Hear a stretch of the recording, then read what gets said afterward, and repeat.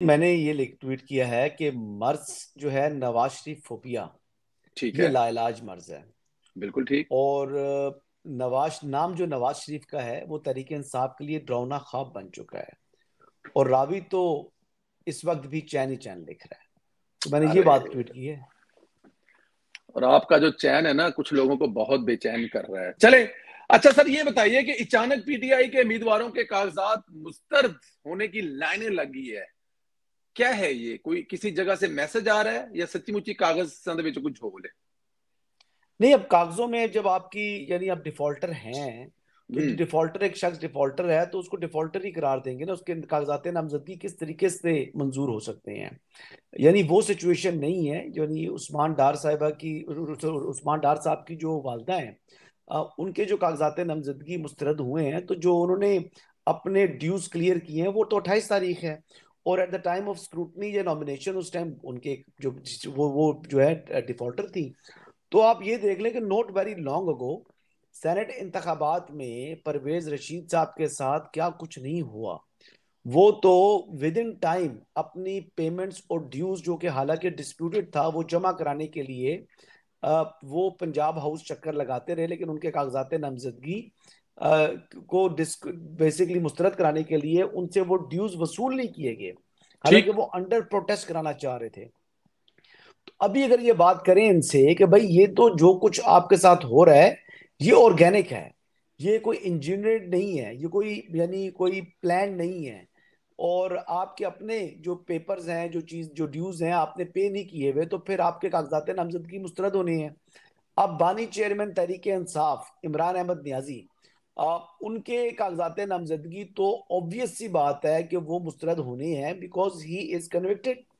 और उनकी जो कन्विक्शन है वो खत्म नहीं हुई और वो डिस्qualified है इलेक्शन लड़ने के लिए 5 साल के लिए। तो लिहाजा अब इसके ऊपर भी ये मलबा डाल देना क्योंकि नवाज शरीफ को वज़ीर आज़म बनाना है, ये करना है, वो करना है, यानी फजूल बातें अगर करवानी हो तो उनसे करवा लें। उसमें तो उन्होंने पीएचडी की भी है फजूल बातों में। यानी सही। किसका ना सर ना पाँव, नवाज शरीफ के ऊपर इल्जाम धर दो। ठीक है, नवाज शरीफ के ऊपर इल्जाम धर दो। जब नवाज शरीफ इलेक्शन कंटेस्ट नहीं कर सका, जब पिछले आम इंतखाबात थे, ताहयात नाअहल कर दिया था उसको, उसकी बेटी को नाअहल कर दिया था, उसके दामाद को नाअहल कर दिया था। तो वो चीजें ये लोग भूल गए हैं। तो अब बात ये है कि वो तो इंजीनियर्ड केसेस थे, वो पॉलिटिकली मोटिवेटेड केसेस थे। यहाँ पर तो बानी चेयरमैन इमरान अहमद नियाजी, इनके ऊपर जो मुकदमात हैं ये तो सारे ऑर्गेनिक हैं। अब इस बात को उस बात के साथ एनेक्स करके खुद को मजलूम जाहिर किया जा रहा है, जो कि बिल्कुल दो नंबरी है। बिल्कुल दो नंबरी है। अच्छा सर, कुछ उम्मीदवार तो ऐसे भी हैं जैसे इमरान खान, लतीफ खोसा साहब, इनके तजवीज कुनंदा ही दूसरे हलके की हैं जिसकी बुनियाद पर कागज मुस्तरद हुए हैं। क्या ये गलती है, वकीलों की नाअहली है, या कोई और गेम है? नहीं, अब सवाल सवाल करें, दोबारा करें। वो सर कुछ। आईजी और डीसी के हवाले से वो आ गया था। मेरा इंटरेस्ट है आजकल इस केस के अंदर ना, कि ठीक है, वो चीफ ठीक। इलेक्शन कमिश्नर साहब उनको तब्दील नहीं कर पा रहे।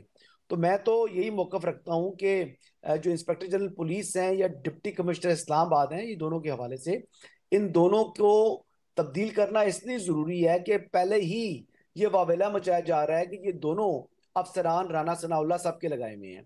तो अब इनको जो चेंज नहीं कर रहे, तो इसके बाद यानी अगर जेन्युइन विक्ट्री जो कि होती हुई दिखाई दे रही है नवाज शरीफ साहब की, मुस्लिम लीग नवाज की, तो वो कल यही शोर करेंगे जी कि क्योंकि उनके लगाए हुए अफसरान को रखा है। हालांकि वो सिर्फ इस्लामाबाद में 2 अफसरान रह गए हैं और इस्लामाबाद के कौमी असम्बली की टोटल 3 नशस्तियां सुबह तो है ही नहीं वहां पर।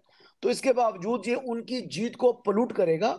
और यही सोल पर्पज है जिसके लिए मैं भी ये शोर उठा रहा हूं कि इन दोनों अफसरान के जेर इंतजाम इस्लामाबाद में इंतखाबात नहीं होने चाहिए। और जितने भी वो आप ये देखें ना कि जो इंटरनेशनल ऑब्जर्वर्स आएंगे वो बैठेंगे मेनली इस्लामाबाद के अंदर। जब वो इस्लामाबाद के अंदर होंगे, चौधरी साहब, तो आपको पता है कि उन्होंने कोयटा शायद कोई एक दो चले लोग लोग चले जाएं, लेकिन वो ज्यादा अंदर नहीं जाएंगे इंटीरियर बलूचिस्तान के अंदर, इंटीरियर सिंध के अंदर। तो बहुत से लोगों ने तो अपने आप को स्टेशन कर लेना है इस्लामाबाद के अंदर। इस्लामाबाद के अंदर आईजी राणा साहब का लगा हुआ, डीसी राणा साहब का लगा हुआ, तो वो उनकी जीत को पोllute करेगा। तो इसलिए मैं तो आज भी आपके फोरम से भी ये बात करना चाहूंगा कि इनको तब्दील करना चाहिए। और तब्दील आप क्या होना चाहिए। समझती हैं कि तब्दील होना चाहिए? क्या ख्याल है? बिल्कुल होना चाहिए। ये जो आप कह रहे हैं ना कि जो एक हवा बनाई जा रही है, वैसे एक जी। अवामी तासर है। जिस तरह अवामी हुकूमत को 2016-17 में खत्म किया गया, मियाँ साहब को किया गया, इस तरह ये जो जी। अवामी तासर बना हुआ है कि नवाज शरीफ साहब आ रहे हैं, लेकिन उसको कनेक्ट किया जा रहा है कि जैसे वो कोई अदारों की वजह से आ रहे हैं, तो उसमें ये चीज जी और तकवीत पकड़ेगी अगर ये दो अफसर यहाँ पे रहेंगे। तो ये मैं आपसे जी बिल्कुल एग्री करता हूँ, इन दो जी अफसरों बिल्कुल को नहीं जी रहना चाहिए, क्योंकि ये दोनों जी नून लीग बिल्कुल के दौरे हुकूमत के लगाए हुए हैं, बिल्कुल एग्री करता हूँ। और ये आप इस पे जी। बड़ा बड़ा अहम रोल अदा कर रहे हैं, और अगर ये होता है तो मेरा ख्याल इसकी रीजन भी आप ही होंगे।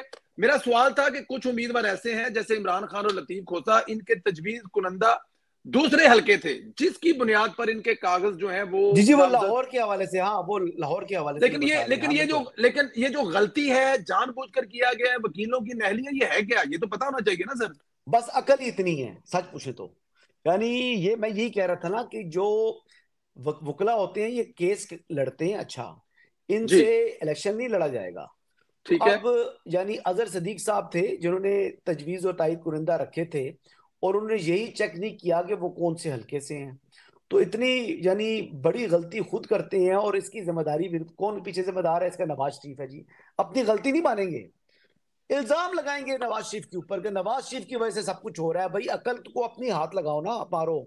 आप जब इस किस्म की ब्लंडर्स कमिट करेंगे तो उसकी जिम्मेदारी नवाज शरीफ के ऊपर आप किस तरह आयद कर सकते हैं यार? इसी तरीके से यानी अब सरदार लतीफ खोसा साहब, मेरा बड़ा इज्जत एहतराम का उनसे ताल्लुक है, मैं उनको अपने बुजुर्गों का दर्जा देता हूँ। लेकिन लतीफ खोसा साहब के लिए भी जो ये इन्होंने किया है, ये गलती करने वाली है कि आप अपने हलके को छोड़कर साथ वाले हलके से तजवीज और तायद कुंदा ले आए हैं। ये तो आजकल आप एक एसएमएस करते हैं तो वो पता लग जाता है कि कॉन्स्टिट्यूंसी कौन सी है, कौन सा हल्का है, वोट कौन सा हल्के के अंदर मौजूद है। तो इतनी बड़ी गलतियां ये खुद कर रहे हैं, और फिर इल्जाम, फिर उनका इल्जाम भी लगा दे नवाज शरीफ के ऊपर। मतलब जो कुछ हो रहा है पीटीआई के साथ वो सब नवाज शरीफ कर रहा है, क्योंकि नवाज शरीफ की हुकूमत है इस टाइम। लेकिन यानी हसन भैया, आज लेकिन आज जिस नवाज बंदे, शरीफ के पास कौन सा जो है ठीक, इकतदार है? बिल्कुल ठीक है, बिल्कुल ठीक है, ये आपकी अपनी गलती है। और जिनको अपने उस हल्के से तजवीज कुनिंदा नहीं मिल रहा, आई डोंट नो वो वोट कितने लेंगे, बट एनी हाउ, क्या यही वो वकील हैं जिनकी वजह से इमरान खान भी आज यहाँ पर पहुंचे हुए हैं? कितना हाथ है इन वकीलों का ये मौजूदा नुकसान करवाने में इमरान खान का, जिस हालत में पहुंचे हुए हैं वो? देखें जी, तोशा खाना वाला केस था, उसमें तो यानी आप ये देख लें कि ख्वाजा हारिस साहब एक बड़े वकील थे, उन्होंने टेक्निकल खेला। हम्म। उन्होंने भी उस केस के अंदर, जो ट्रायल के अंदर, उस चीज को उस तरीके से नहीं कंटेस्ट किया जिस तरीके से कंटेस्ट करना चाहिए था, और उसी का नुकसान हुआ बानी चेयरमैन इमरान अहमद नियाजी साहब को कि उसके बाद उनका जो है वो डिस्क्वालिफिकेशन भी होगी, सजा भी होगी। गो के जो इस्लामाबाद हाई कोर्ट से उनकी सस्पेंशन ऑफ सेंटेंस हो चुकी है, लेकिन कन्विक्शन खत्म नहीं हुई। कन्विक्शन तभी खत्म होगी जब मेन अपील का फैसला होगा। हालांकि नोइंग दिस, इवन देन ये सुप्रीम कोर्ट में चलेगी, और उन्होंने कहा जी कि कन्विक्शन को भी खत्म किया जाए। हालांकि ये पॉसिबिलिटी नहीं है, वरना कन्विक्शन, अगर सस्पेंशन ऑफ सेंटेंस तो मरीम नवाज की भी थी, तो क्या वो किसी इलेक्शन में उन्होंने हिस्सा लिया? उनको भी मालूम था कि वो इलेक्शन में हिस्सा नहीं ले सकती, और this was the sole reason कि उन्होंने जो है उनको फिर इलेक्शन के अमल से बाहर रखा, और आज तक उन्होंने कोई एक इलेक्शन भी कंटेस्ट नहीं किया। ये तो पहली मर्तबा, यानी एवन एवन एवन फील्ड वाले केस में बरियत के बाद वो अब इलेक्शन कंटेस्ट करने जा रही हैं। और मेरे ख्याल के मुताबिक सूबे और वफा जो जो क्या नाम है, मरकज के हवाले से कौमी असम्बली की दोनों दोनों जो सीट्स हैं, वहां से वो एक भारी मैंडेट से कामयाब होगी, क्योंकि या तो मुस्लिम लीग नवाज में वोट बैंक है मियां नवाज शरीफ साहब का, और उसके बाद अगर किसी का अपना वोट बैंक है तो वो मरीम नवाज साहब है। मरियम नवाज साहब है, बिल्कुल ठीक है। इस्लामाबाद हाई कोर्ट ने इमरान खान से पार्टी की तकसीम पर मुशावरत की इजाजत दी। माजी में नवाज शरीफ को यह सहूलत थी, या इसके अलावा किसी और सियासतदान को इस किस्म की सहूलत तारीख मिलती है सर माजी में कोई? सर जी, मैं अब आपको बताऊं, बात मैं और करने जा रहा हूँ। ठीक। जितनी मर्जी सहूलतकारी फराम कर दें, बल्ले का निशान दे दें, मैं तो कहता हूं यहां तक कि इमरान अहमद नियाजी जो कि बानी चेयरमैन है तहरीक इंसाफ के, इनको आजाद कर दें, इनको बाहर निकाल दें, तब भी इलेक्शन लड़के देख लें, ये तब भी इलेक्शन हारेंगे। हाथ थोड़ा ये रखो, इमरान खान बाहर आ जाएगा तो फिर भी नहीं जीतेंगे। मैं कहता हूं सवाल ही पता नहीं होता। उसकी वजह है जी अभी इनके पास, मुझे अच्छा मुझे बताएं हाथ क्या औला रखूं, अभी बताएं आप मुझे, कारकर्दगी बता दें पीटीए की क्या है।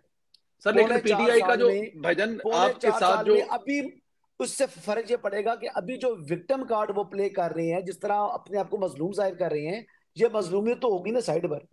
ठीक है। तो फिर आएगी, लोग पूछेंगे कारकर्दगी क्या है, तो कारकर्दगी इनकी सिफर से भी नीचे है। जब सिफर से नीचे कारकर्दगी हो तो वो किस मुंह से वोट बंदा मांगता है? फिर तो लोग बातें करते हैं ना, जब आप वोट नहीं, मांगने लेकिन जाते हैं, लेकिन कहते हैं हाँ जी लेकिन भाईजान चले, तुसा किता केसी। मैं माड़ी गल सुनो ना सर, गल है कि आपने ये बात जब कही है, जो आपके साथ पढ़े लिखे लोग बैठे होते हैं अक्सर प्रोग्रामों में, क्या ये बात अब तक उनकी समझ में आई है कि कारकर्दगी पर वोट मिलना है? अगर ये बात उनको नहीं समझ आई तो जो इमरान खान का कल्ट है, जिसे आप कल्ट कहते हैं, उसको ये बात समझाई सर। वो कहते 10 देना है, नहीं, देना देना है।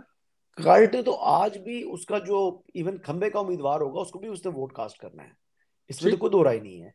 पंजाब आप में अगर खम्बे की मुस्तफा बात कर रहे हैं नवाज का भजन, किसी मैंने से, मैंने पिछले सर्वे का एक क्लिप लगाया था अपने में, वो औरत थी, बच्ची थी, वो कह रही थी कि जी खोते को देंगे टिकट तो खोते को वोट देंगे, खंबा तो बहुत दूर की बात चले फिर उनके नसीब में शायद यही है, उनके नसीब में शायद यही है, बस यही है। देख लें। उनके नसीब में यही है। ठीक है। पेशावर हाईकोर्ट ने बल्ले का निशान वापस देकर फैसला किया। एक तरफ जज साहब खुद ही कह रहे हैं ये केस जी, डिविजनल बेंच का है, फिर अबूरी स्टे भी दे दिया। ये तो इमरान साहब ने आपको अच्छा एक्सप्लेन कर दिया था। गुज़िश्ता रोज मैं प्रोग्राम का क्लिप देख रहा था, इमरान वसीम जी ने बड़ा जी अच्छे तरीके से उन्होंने एक्सप्लेन कर दिया। अब बात ये है कि जज साहब मोहतरम खुद एडिशनल एडवोकेट जनरल रह चुके हैं इमरान अहमद नियाजी के दौरे हुकूमत में, जब उनके महमूद खान साहब भी थे और उससे पहले परवेज खटक साहब के ज़माने में भी वो एडवोकेट जनरल ऑफिस में काम कर चुके हैं।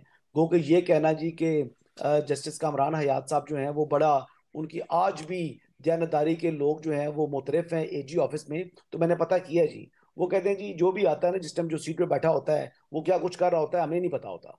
तो ये बहुत ज्यादा तारीफें उठा रहे हैं लोग, ट्वीट्स कर रहे हैं, इससे बात कर रहे हैं, मैं उनके ऊपर एलिगेशन नहीं लगा रहा, लेकिन जो बाज़ाहिर उनका कंडक्ट था कि जब उनके ऊपर जो डिप्टी अटॉर्नी जनरल थे वहां पर, उन्होंने एतराज आयद किया, उन्होंने कहा जी कि ऑब्जेक्शन रेज किया कि आप ये केस ना सुने। इवन देन उन्होंने ना सिर्फ केस सुना बल्कि इलेक्शन कमीशन के ऑर्डर को सस्पेंड करते हुए केस रेफर कर दिया डीबी को। भाई क्यों? अगर आप नहीं सुन सकते, आप खुद कह रहे हैं कि मैं केस नहीं सुन सकता, ऑन कॉल आप बुलाते हैं और फिर आप रिमार्क्स देते हैं जी कि अगर आप ना होते तो मैंने केस जनवरी तक मुलतवी कर देना था।